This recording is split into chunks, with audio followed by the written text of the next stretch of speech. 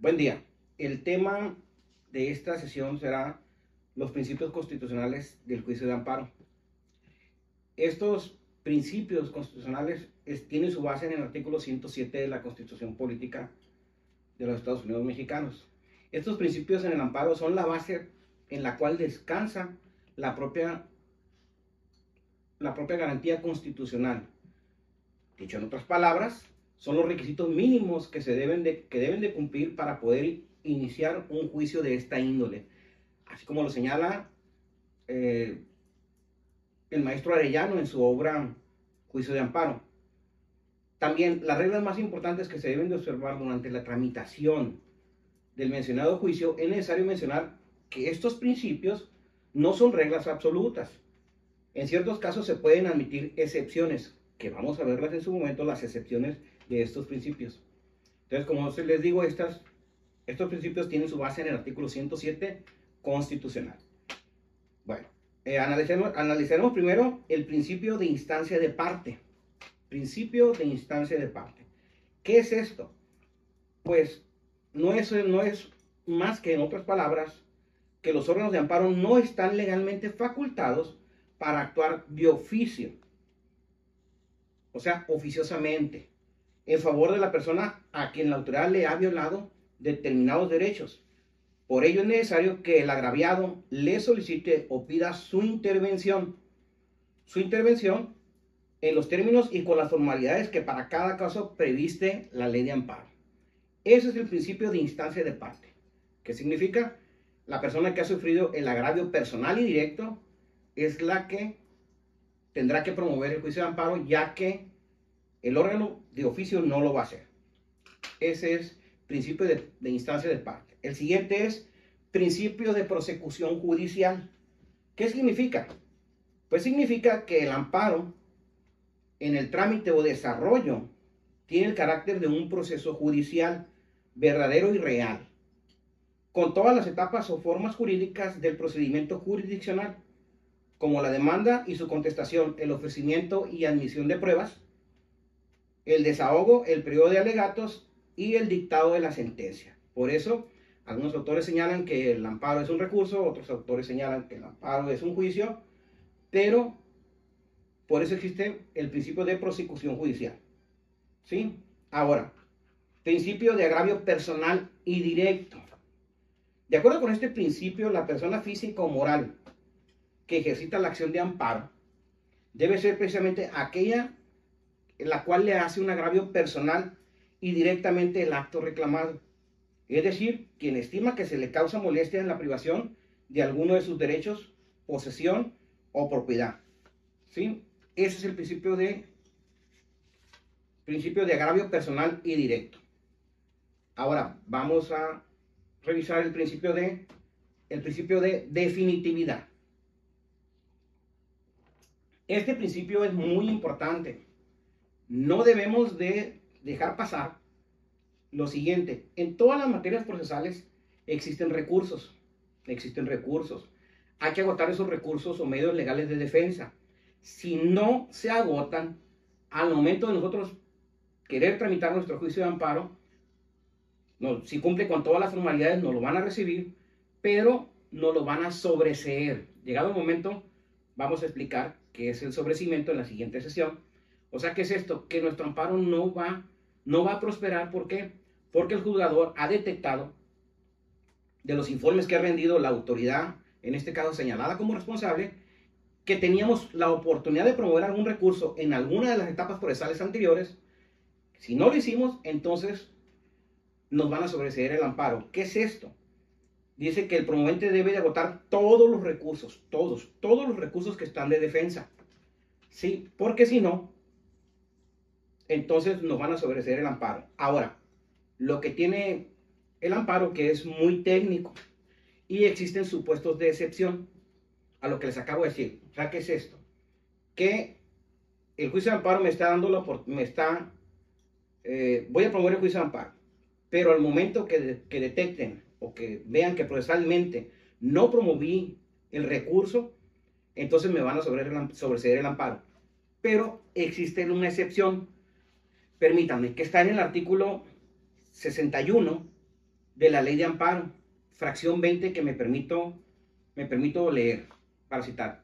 Artículo 61, fracción 20. Contra actos de las autoridades distintas a los tribunales judiciales, administrativos o del trabajo, que deban ser revisados de oficio conforme a las leyes que los rigen, o proceda contra ellos algún juicio, recurso o medio legal de defensa, por virtud del cual pueden ser modificados, revocados o nulificados, siempre que conforme a las mismas leyes se suspendan los efectos de dichos actos de oficio o mediante la interposición del juicio, recurso o medio de defensa legal que haga valer la persona quejosa con los mismos alcances con los que prevé esta ley y sin exigir mayores requisitos que los que la misma consigna para conceder la suspensión definitiva, ni plazo mayor que el que establece para el otorgamiento de la suspensión provisional, independientemente de que el acto en sí mismo considerado sea o no susceptible de ser suspendido de acuerdo a esta ley. No existe obligación de agotar tales recursos o medios de defensa si el acto reclamado carece de fundamentación, cuando solo se aleguen violaciones directas a la Constitución o cuando el recurso o medio de defensa se encuentra previsto en un reglamento sin que la ley aplicable contemple su existencia. En el último párrafo, si en el informe justificado la autoridad responsable señala la fundamentación y motivación del acto reclamado, operará la excepción al principio de definitividad contenida en el párrafo anterior. Esta es la primera excepción que se encuentra en el artículo 61, fracción 20 de la ley de amparo. La otra excepción se encuentra en el mismo artículo 61, pero en la fracción 18. Permítanme leérselos, por favor. Artículo 61, fracción 18. Contra las resoluciones de tribunales judiciales, administrativos o del trabajo, respecto de las cuales conceda la ley ordinaria algún recurso o medio de defensa, dentro del procedimiento por virtud del cual puedan ser modificadas, revocadas o nulificadas. Se exceptúa algo anterior. Vean, el amparo es tan técnico que dentro del artículo 61, que señala las improcedencias, están las procedencias del juicio de amparo en materia penal, que esta es la excepción. Se exceptúa lo anterior, inciso A, cuando sean actos que importen peligro de la vida, peligro de privación de la vida, ataques a la libertad personal fuera del procedimiento, incomunicación, deportación o expulsión, proscripción o destierro, extradición, desaparición forzada de personas o alguno de los prohibidos en el artículo 22 de la Constitución Política de los Estados Unidos Mexicanos, así como la incorporación forzosa al Ejército, Armada o Fuerzas Aéreas Nacionales. Inciso B, cuando el acto reclamado consista en órdenes de aprehensión o reaprehensión, autos que establezcan providencias precautorias o impongan medidas cautelares restrictivas de la libertad, resolución que niegue la libertad bajo caución o que establezca los requisitos para su disfrute, resolución que decida sobre el incidente de desvanecimiento de datos, orden de arresto o cualquier otra que afecte la libertad personal de la persona quejosa, siempre que no se trate de sentencia definitiva en el proceso penal. Inciso C, cuando se trate de persona extraña al procedimiento. Inciso D, cuando se trate el auto de vinculación al proceso. Estas son las excepciones en materia penal que están dentro de las improcedencias del juicio de amparo. En estos casos no habrá necesidad de agotar el principio de definitividad y nos vamos directamente a tramitar nuestro amparo indirecto. ¿Sí? Ahora bien, sigue el principio de estricto derecho. Conforme a este principio se exige que el juzgador de amparo se limite a resolver acerca de los actos reclamados y los conceptos de violación que se expongan en la demanda, sin hacer consideraciones de inconstitucionalidad o ilegalidad que no hayan sido invocadas por el agraviado.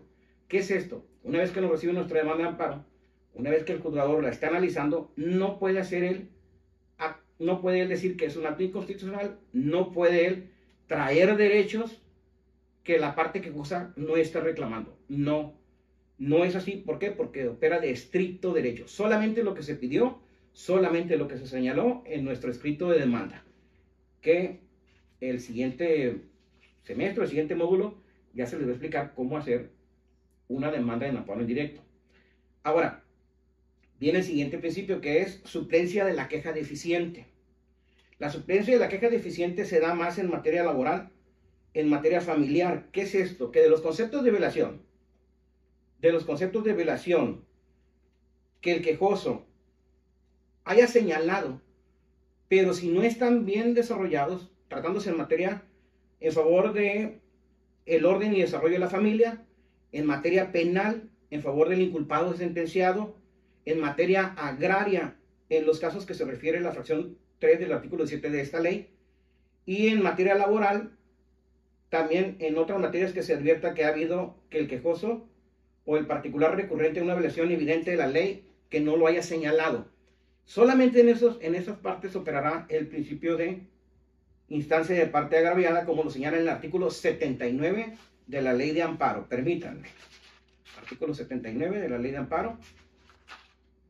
La autoridad que conozca del juicio de amparo deberá suplir la deficiencia de los conceptos de violación o agravios en los casos siguientes. En cualquier materia, cuando el acto reclamado se funde en normas generales que han sido declaradas inconstitucionales por la jurisprudencia de la Suprema Corte de Justicia de la Nación y de los plenos regionales. La jurisprudencia de los plenos regionales solo obligará a suplir la deficiencia de los conceptos de violación o agravios a los juzgados y tribunales de la región correspondientes. Fracción 2. En favor de las personas menores de edad o incapaces, o en aquellos casos en que se afecte el orden y desarrollo de la familia. Fracción 3. En materia penal, en favor de la persona inculpada o sentenciada, y inciso B, en favor de la persona ofendida o víctima en los casos en que tenga el carácter de persona quejosa o adherente.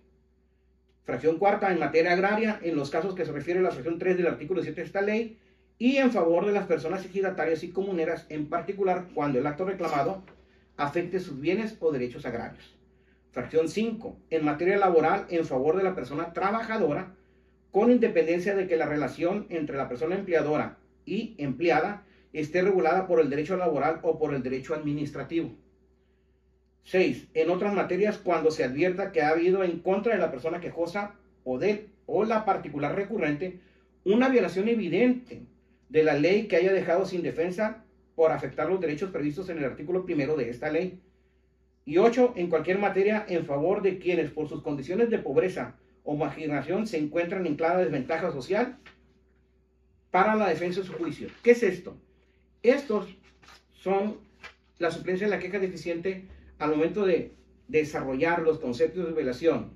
Y si se nos pasa algo o no alcanzamos a explicar claramente para el juzgador y se trata de las materias que he señalado o las que están señaladas en el artículo 79 de la Ley de Amparo, el juzgador de oficio entrará a corregir los conceptos de violación. Hay que tener mucho cuidado aquí porque nos enseñan la mayoría de las veces a defender a los trabajadores, que para ellos, en materia laboral, que para ellos opera la suplencia de la queja deficiente, pero no para el patrón. Entonces hay que tener cuidado cuando desarrollamos esa materia. Para el trabajador existe la suplencia de la queja total. Para el patrón no. Habrá que él tendrá que desarrollar sus conceptos de violación y no hay manera de ayudarlo porque no existe la suplencia de la queja deficiente para el patrón. ¿Sí? Y tenemos el principio de la relatividad de las sentencias de amparo. Este principio es de los más importantes. ¿Por qué? Porque a tal grado que se identifica también con la denominación de fórmula Otero, en honor a uno de los precursores de estas sentencias. Principio de relatividad de la sentencia de amparo.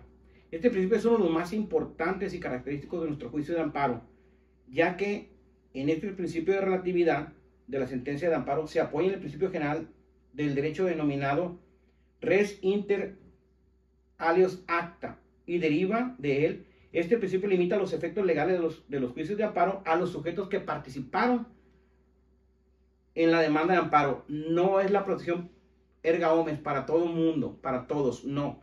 Solamente los que promovieron el amparo, para ellos de ser factible o de que ganaron el amparo, cuando la justicia de la Unión los ampara y los protege, solamente es para los que promovieron la demanda de amparo, no para las demás personas. Ese es el principio relativo de la sentencia. Y al final, la declaratoria general de la inconstitucionalidad de una ley que conforme a la Ley de Amparo promulgada el 3 de abril de 2013, se incorporan los artículos 231 y 235 de la nueva ley de amparo. Permítanme, 235, la declaratoria de inconstitucionalidad, declaratoria general de inconstitucionalidad, artículo 231. Cuando el Pleno de la Suprema Corte de Justicia de la Nación, en los juicios de amparo indirecto, en revisión, resuelvan la inconstitucionalidad de una norma general, la persona titular de la presidencia de la Suprema Corte deberá informarlo a la autoridad emisora de la norma en un plazo de 15 días. Es como se hace la declaración de inconstitucionalidad,